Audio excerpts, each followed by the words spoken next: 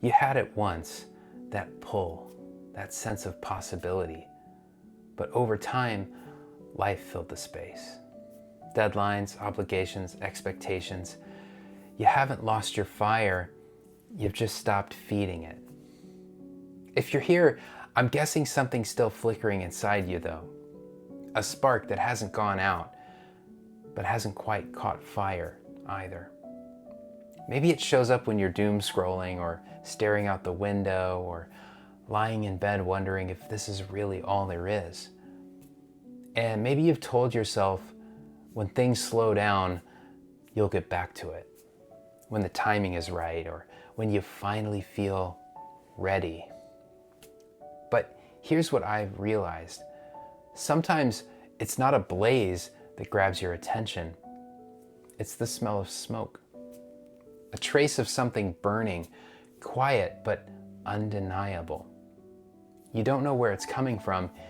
You don't know what it means really either, but something in you stirs regardless. And when you choose to finally follow it, things begin to light up. What's one thing you've been telling yourself you'll come back to eventually? Drop it in the comments below. I read every one, and your answers help shape everything that I make next. So 15 years ago, I uploaded a video to YouTube that ended up getting over 2 million views. It wasn't planned. I didn't even really know what I was doing in those days. I was just exploring, following my curiosity. And then I stopped. Not because I didn't love it, but because life took over. I chose stability. I chased other people's milestones. And for years, YouTube became this quiet ache, a version of me that I kept pushing off. Then, late last year, I was sitting in reflection, journaling, trying to notice what would surface. And YouTube came back. Not loud or urgent, just a quiet trail of smoke that I couldn't ignore this time. I told myself, if I really want to do this, I need to do it differently. I need to stop waiting and start investing. Not just money, but belief in myself. The very next day, I find a coach, someone I'd quietly been watching for the last few months. Turns out he was taking discovery calls for a course that just so happened to start the very next week. And when we get on this call, I didn't even wait for a pitch. I say yes before he even has a chance to sell me anything.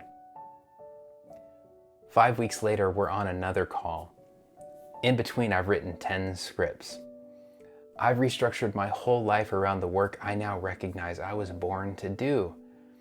He opens the call and says, "You're on fire, aren't you?" And I laugh because I am. Because I know exactly where it all started. And because I can finally feel the universe nodding back in approval. Most people try to reignite their creative spark by pushing harder. They think they need more discipline or more time or more hustle. But in my experience, that's not what gets you there. What changes everything is choosing to take yourself seriously. Choosing to say yes to the thing that's been quietly waiting for you. And giving yourself enough structure, support, and reflection to let it all grow. That's the step that most people miss. They try to do it alone. But oftentimes the human spark needs help. Someone to fan the flame. Someone to remind you, you were never making this up. You've just been waiting for the right moment to say yes. So you're not too late. You're actually right on time. That flicker you keep noticing, it's not going away for a reason. You don't need a full plan. You don't even need permission. You just need to say yes to what's already calling for you. And trust that the rest will meet you there. If you haven't seen it yet, go back and watch this next video. Because before I could follow my own trail of smoke, I had to get honest about the path I was already on and why it wasn't serving me any longer. I'll see you there.